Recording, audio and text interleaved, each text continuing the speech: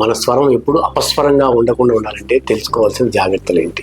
Doctor Yarlagadda Subbarayudu, senior ENT surgeon, Radhikarayudu speciality hospital, Guntur. మనందరం కూడా గొంతుని ఇప్పుడు రకరకాలుగా మార్చి రకరకాల ప్రక్రియల్లో శబ్దాన్ని మారుస్తూ ఉన్నాం. స్వరతంతుల మీద ఒత్తిడి ఎప్పుడైతే ఎక్కువ అవుతుందో స్వరతంతుల పైన ఉండే కణజాలం అనేది లావ్ అవటం మొదలు పెడతాయి.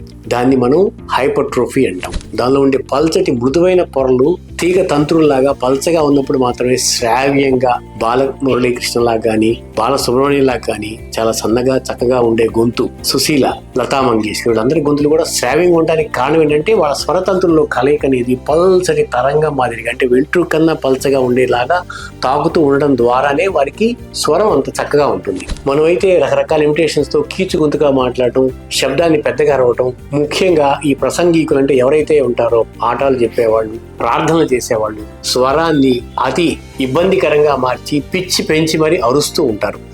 వారిలో చాలా సమస్యలు చూస్తూ ఉంటాం. ముఖ్యంగా వచ్చేది స్వరతంతుల మీద గడ్డలు, వాటిని వోకల్ నాడ్యూల్స్ అంటాం. వీటిని teachers nodules, preachers nodules, hawkers nodules కూడా అంటారు. కారణం ఏంటంటే ఎక్కువగా కదిలే ప్రాంతమైన స్వరతంతుల మధ్య భాగం లోపల ముందు భాగంలో పొరలు ఒత్తిడికి గురై ఉబ్బటం మొదలవుతాయి. దాన్ని ఒక నాడ్యూల్ లాగా ఫామ్ అవుతుంది.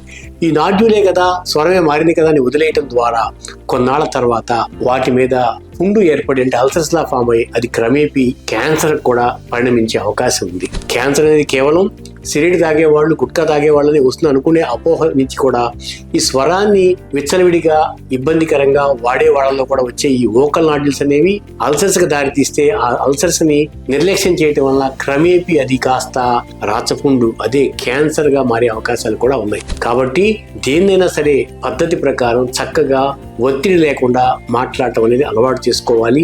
కీచు గొంతుతోటి పెద్ద శక్తితోటి అరవడం అనేది ఎంతైనా మంచిది కాదు. కాబట్టి ఎటువంటి స్వరంలో మార్పు అయినా సరే, చిన్నగా గొంతు బొంగురుపోయినా సరే ఖచ్చితంగా ఈ రోజుల్లో వెంటనే సరైన ఈఎన్టీ డాక్టర్ని సంప్రదించాలి. దానికి సంబంధించిన వీడియో లారింగోస్కోప్ అని మా దగ్గర ఉండే పరికరం ద్వారా పరీక్ష చేస్తే స్వరతంతుల మీద కణజాలం ఎలా ఉంది, పుండ్లు ఉన్నాయి, గడ్డలు అనేది మరుక్షణం తెలిసిపోతూ ఉంటుంది.